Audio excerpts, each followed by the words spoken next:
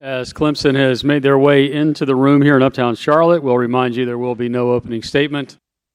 If you do have a question for the coach and the players, please identify yourselves and the agency that you are with. That will help those watching at home understand who is in the room with us. Who would like our first question of the Clemson Tigers, as we've got about 14 minutes with them here in the room? Got our first question that will come first row just to our team's right. This is John Blau with the Post-Courier in Charleston. Brad, obviously in college sports you replace players every year, but a player like Amir Sims, just everything they did for you guys, I mean, how much more of a challenge is it trying to find roles for guys and gel a team around these new pieces? Yeah, Amir was a significant loss. Terrific player who had an unbelievable career at Clemson. And, as much as the points and rebounds, it was his personality. It was the way he approached practice every day, his work ethic, his smile, his personality. It just rubbed off on everyone. So, we're going to miss a lot about him.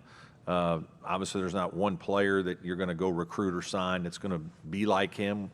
But I do think we have brought in some guys like Nas here and David Collins that are experienced and older players, and we've got a guy like Hunter Tyson who's been in our program for 4 years and understands our culture and what's important to Clemson to win and be successful. And these guys have been very open and they really get along well. And I think that, in terms of the productivity, it'll be a bunch of different guys. P.J. Hall getting an opportunity to play, center full-time for us. But it'll be a bunch of different guys contributing to the points and rebounds. I think the attitude, the personality part, is just going out and getting good guys, and we've done that. We've gotten guys that like each other, that are respectful of the older players. I think our young guys are very respectful of the older players. We just have very good, we have a good morale. We have a good feeling in our program and team, and some of that's because of the guys like Amir Sims.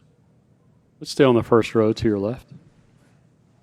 Dan Tortora, wakeupcalldt.com. Coach Earl Grant is back here inside of the ACC over at BC. Just what you can say about your time that you got to spend with him at Clemson and what he brings to the ACC as a head coach now.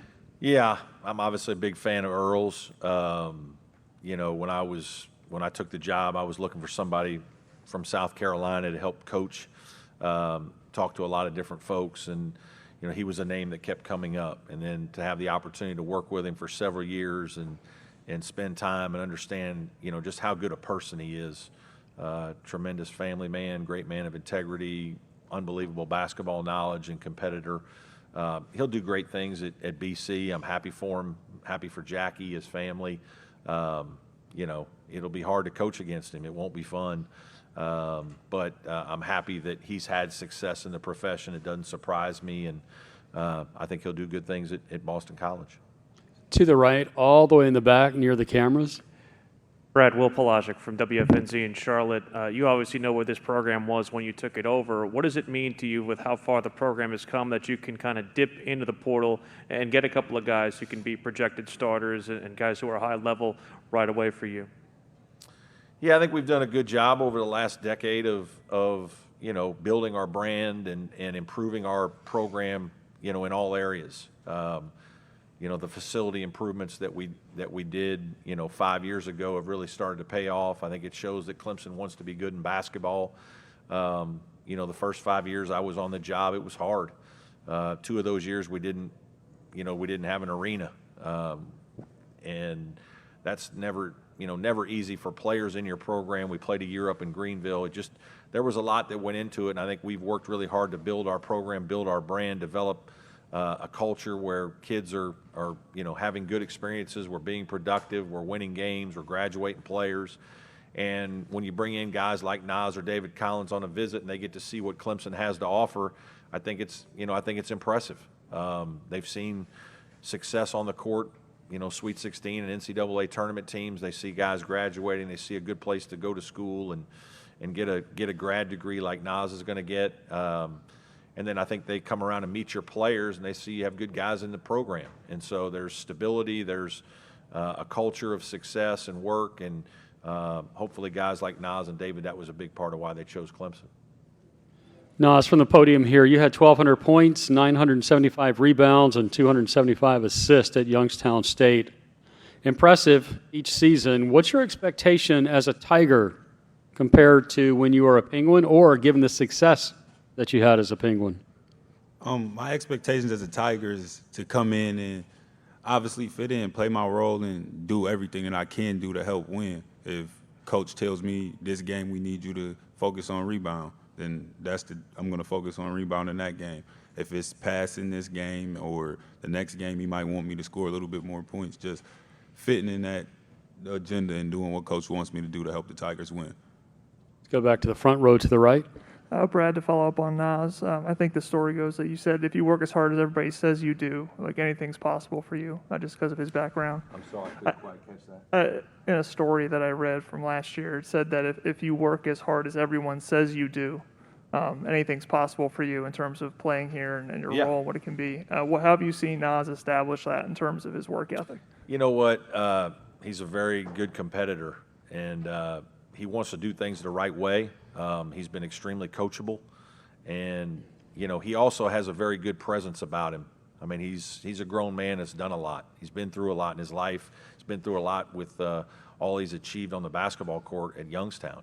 So our guys respect that, and as much as anything, our guys respect the way that he treats them and they treat him. And so I think, again, that gets back to our culture and how I think our kids really like one another. He's going to be fine as a player. That wasn't anything we're worried about. Again, his job and the way we recruit him to do just what he said. He's a guy that's done a lot of different things. He's scored some. He's rebounded a lot. He's passed it. He's made assists. He's going to be a versatile guy that helps us as much with his personality and his maturity and his approach to practice as he is with all that he's going to do on the court. And I think those are the intangibles that maybe aren't sexy, but they're important to winning. And he and David have already brought a maturity level to our team that we needed. Hunter, you've been on the ACC academic superlative list each year while at Clemson. What is that secret of integrating academic and athletics? I think that just goes back to how I was raised.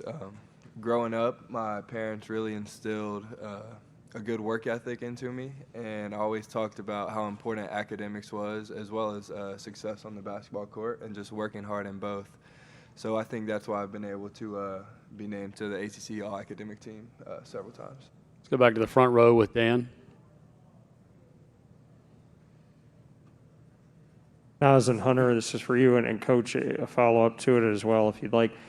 Knowing Clemson's success in football, Nas, what made you want to come to the basketball side of things and obviously improve that culture even more? And Hunter, where would you say that culture is with Clemson basketball under Brad Brownell? For me, I would just say respecting everything that Coach did with the program and going into the portal and researching what it was that I was looking for in the school. I could respect the culture that he had put in place and the staples that the program stood for. So once I got on the phone with Coach Brownell and talking to the assistants like Coach Dean and even meeting some of the guys, it was a no-brainer for me.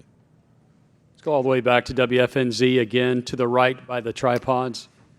Brad, looking at your Oh, I'm sorry. Hunter's got a little follow-up. I've only been standing here since 9, so it's totally my fault.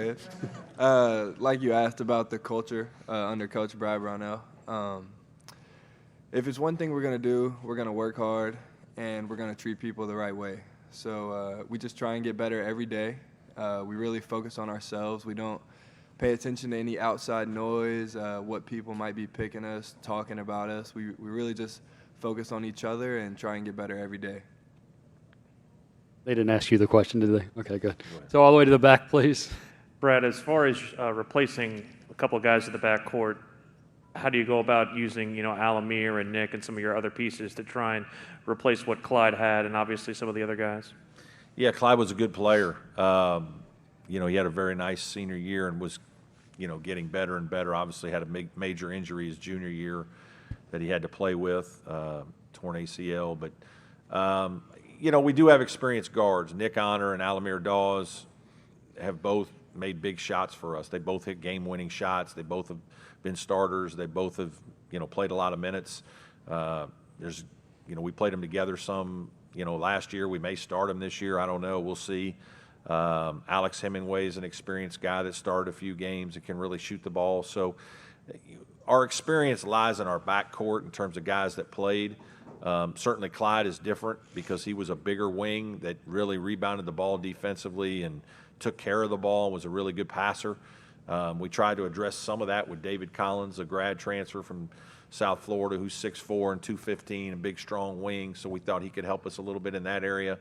So, again, we had a really good year last year. Went to the tournament, and a lot of it was because of the Amir Sims and Clyde and Jonathan Bear, our 3 seniors. So those guys are going to be missed, but that opens up opportunities for other guys, and we're hopeful that those guys are ready to take a big step.